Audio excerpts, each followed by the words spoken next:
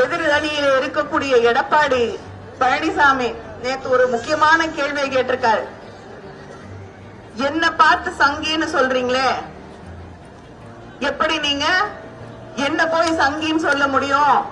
நீங்க கூட பிஜேபியோட கூட்டணி வச்சிருந்தீங்க, அதனால நான் மட்டும் எப்படி அந்த குற்றத்திற்கு ஆளாவேன் என்று கேட்கிறார். நான் ஒன்றை இங்கே குறிப்பிட்டு சொல்ல விரும்புகிறேன். திராவிட முன்னேற்ற கழகம் கூட்டணி வைத்திருந்தது. தலைவர் கலைஞர் அவர்கள் பிஜேபியோடு வாஜ்பாய் அவர்களோடு கூட்டணி வைத்திருந்தார்கள். ஆனால் காமன் மினிமம் புரோகிராம், குறைந்தபட்ச பொது செயல் திட்டம் என்று ஒன்றை உருவாக்கி இஸ்லாமிய மக்களுக்கு, சிறுபான்மையின மக்களுக்கு எதிராக எதையும் செய்யக்கூடாது என்று அவர்களிடம் திட்டவட்டமாக தெரிவித்து அந்த காமன் மினிமம் புரோகிராம எழுதி வாங்கி அதை தேர்தல் அறிக்கையாக, அந்த தேர்தல் அறிக்கையில பிஜேபியோட தேர்தல் அறிக்கையில அது அங்கே உருவாக்கப்பட்டிருக்கக்கூடிய அந்த கூட்டணியின் தேர்தல் அறிக்கையாக வெளியே வந்தது. அந்த தேர்தல் அறிக்கையில காஷ்மீருக்கு இருந்த தனி அந்தஸ்து பறிக்கப்படும் என்று சொல்லப்படவில்லை. யூனிஃபார்ம் சிவில் கோடை நிறைவேற்றுவோம் அப்படிங்கறத சொல்லக்கூடாது என்று அதை நிறுத்தி வைத்தவர் தலைவர் கலைஞர் அவர்கள். இப்படி இஸ்லாமியர்களுக்கோ கிறிஸ்தவர்களுக்கோ பாதிப்பு வரக்கூடிய எதையும் அனுமதிக்காமல் கூட்டணி வைத்து அதை வெற்றிகரமாக நடத்தியவர் தலைவர் கலைஞர் அவர்கள். ஆனால் இன்னைக்கு எடப்பாடி பழனிசாமி சிஏஏ கொண்டு வந்தாங்க.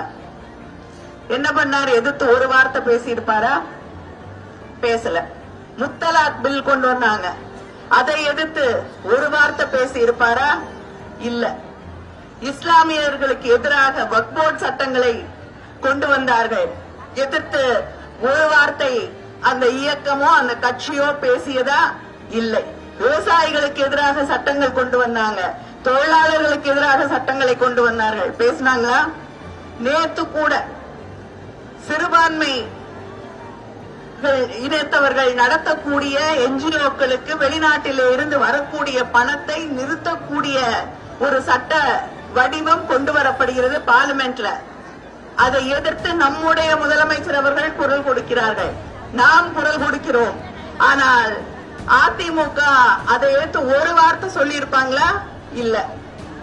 இதனாலதான் நீங்க சங்கியாக மாறிவிட்டீர்கள் என்று எடப்பாடி பழனிசாமி அவர்களே உங்களை பார்த்து சொல்கிறோம். பிஜேபி எதை சொல்லுதோ எல்லாத்துக்கும் தலையாட்டிட்டு இருக்கீங்க, அவங்க சொல்றதுக்கு முன்னாடியே தலையாட்டுறீங்க. அதனால நீங்க முழு சங்கியாவே மாறிட்டீங்க, பாதியெல்லாம் இல்ல. தேர்தல் முடிஞ்ச உடனே தயாரா இருங்க. நிச்சயமா ஏதாவது ஒரு மாநிலத்துக்கு உங்களை ஆளுநரா அனுப்புவாங்க.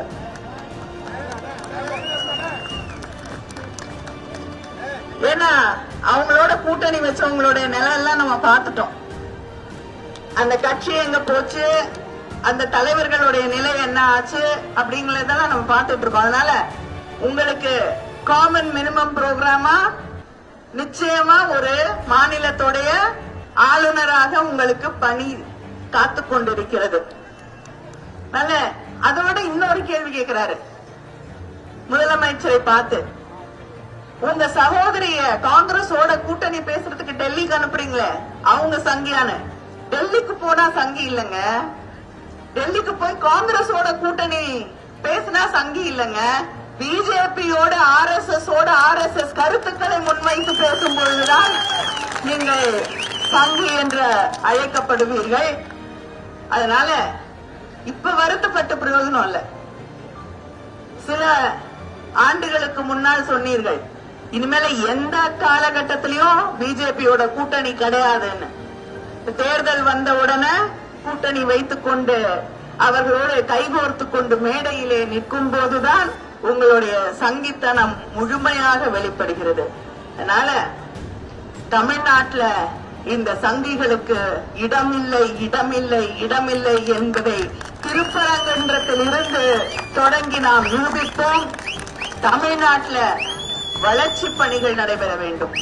நம்முடைய 5 ஆண்டு சாதனைகள்ல திருப்பரங்குன்றத்துல 65 கோடியில பழங்காநத்தம் மதுரை சந்திப்பு திருப்பரங்குன்றம் ரயில் நிலையம் இடையே மதுரை கன்னியாகுமரி சாலையிலே மேம்பாலம் அமைக்கப்பட்டிருக்கிறது. திருப்பரங்குன்றம் கோயில் அருகே ஏற்படும் போக்குவரத்து நெரிசலை குறைப்பதற்காக 41 கோடி செலவுல இருவழி சாலை பணிகள் நடைபெற்று வருகிறது. திருப்பரங்குன்றம் முருகன் கோயில்ல தினமும் அன்னதானம் வழங்குவதற்கு அங்கே நடவடிக்கை எடுக்கப்பட்டு அந்த பணிகள் தயாராகி வருகிறது. இந்து சமய அறநிலைத்துறை சார்பாக திருப்பரங்குன்றம் முருகன் கோயிலில் அமைந்துள்ள லட்சுமி தீர்த்த குளத்தை சீரமைப்பதற்காக 6.5 கோடி நிதி ஒதுக்கீடு செய்யப்பட்டு அதற்கான பணிகள் முடிவடையும் நிலையில் உள்ளது. மதுரை மாநகராட்சி விரிவாக்கப்பட்ட பகுதியிலே பாதாள சாக்கடை திட்டம் அமைப்பதற்காக 471 கோடி ஒதுக்கப்பட்டு அந்த பணிகள் நிறைவு பெற்றுள்ளன. இப்படி அடுக்கிக் கொண்டே போகக்கூடிய அளவிற்கான திட்டங்களை செயல்படுத்திவிட்டுத்தான் வந்து இங்கே உங்களிடம் வாக்கு கேட்கிறோம். அதனால தமிழ்நாட்டை வளர்ச்சி பாதையிலே அழைத்து செல்ல, நம்முடைய விவசாயிகளை பாதுகாக்க, நம்முடைய இளைஞர்களின் எதிர்காலத்தை பாதுகாக்க, மக்களுக்கு தந்திருக்கக்கூடிய வாக்குறுதிகளை நிறைவேற்ற அதிமுக சொல்லுது நாங்க ஆட்சிக்கு வந்தா பிரிட்ஜ் கொடுப்போம்னு. நான் கேக்குறேன், உங்க வீட்டுல ஏற்கனவே பிரிட்ஜ் இருந்துச்சுன்னா இன்னொரு பிரிட்ஜ் வச்சுட்டு என்ன செய்யறது? அதனாலதான் முதலமைச்சர் அவர்கள் அறிவித்திருக்கிறார்கள், நாங்க 8000 ரூபாய்க்கு கூப்பன் கொடுக்கிறோம். அந்த கூப்பனை வைத்துக் கொண்டு உங்க வீட்டுல என்ன இல்லையோ அதை வாங்குங்க. நாங்க பிரிட்ஜ் கொடுப்போம் இதை கொடுப்போம்னு உங்க மேல திணிக்கல. உங்களுக்கு எது தேவையோ அதை தேர்ந்தெடுத்து நீங்கள் வாங்க வேண்டும் என்று அறிவித்திருக்கக்கூடிய முதலமைச்சர் நம்முடைய முதலமைச்சர் அவர்கள். இந்த வாக்குறுதிகளை எல்லாம் நிறைவேற்றக்கூடிய வாய்ப்பை உங்களுக்கு தெரியும். திராவிட முன்னேற்ற கழகம் வாக்குறுதி அளித்தால் அதை நிறைவேற்றி தரும். வருவாங்க இந்த பக்கம் ஓட்டு கேட்டு அவங்க கிட்ட கேளுங்க. ஊர் பூரா டோல்கேட் திறந்து வச்சு மக்களை படாத பாடுபடுத்துறீங்களே, இதுக்கெல்லாம் முடிவு எப்ப வரும் அப்படின்னு கேளுங்க. சிலிண்டர் கேஸ் இன்னைக்கு பற்றாக்குறையாக இருக்கிறது. அதுக்கெல்லாம் தீர்வு செய்வதற்காக காண்பதற்காக என்ன செய்ய போறீங்க? ஏன் முன்னாடியே முன்னெச்சரிக்கை நடவடிக்கைகள் எடுக்கவில்லை என்று கேளுங்கள். இந்த பிஜேபி ஒன்றிய ஆட்சி வந்த பிறகு ஒவ்வொரு முறையும் கியூல தான் நாங்க நின்னுகிட்டு இருக்கோம். கோவிட் நேரத்துல கியூல நின்னோம், பண மதிப்பிழப்பு வந்த பொழுது கியூல நின்னோம், பெட்ரோல் டீசலுக்காக கியூல நின்னோம், இப்ப சிலிண்டருக்காக கியூல நிக்கிறோம். அது மட்டும் இல்லாமல் டெல்லியில போய் எடப்பாடி பழனிசாமி என்ற தமிழகத்தின் தலைவரும் அங்க இருக்கக்கூடிய தலைவர்களை பார்க்கறதுக்கு கியூல தான் நின்னுகிட்டு இருக்காரு. அதனால நம்மள கியூலியே நிறுத்திட்டு இருக்கவங்களுக்கு, அவங்களோட கூட்டணி வைத்திருக்க கூடியவர்களுக்கு சரியான பாடம் சொல்லி தரக்கூடிய நேரம் இது என்பதை புரிந்து கொண்டு இந்த தேர்தலிலே நம்முடைய வேட்பாளர் கிருத்திகா அவர்களுக்கு உங்களுடைய மேலான பொன்னான வாக்குகளை உதயசூரியன் சின்னத்தில் அளித்து அவரை வெற்றி பெற செய்ய வேண்டும். நன்றி, வணக்கம்.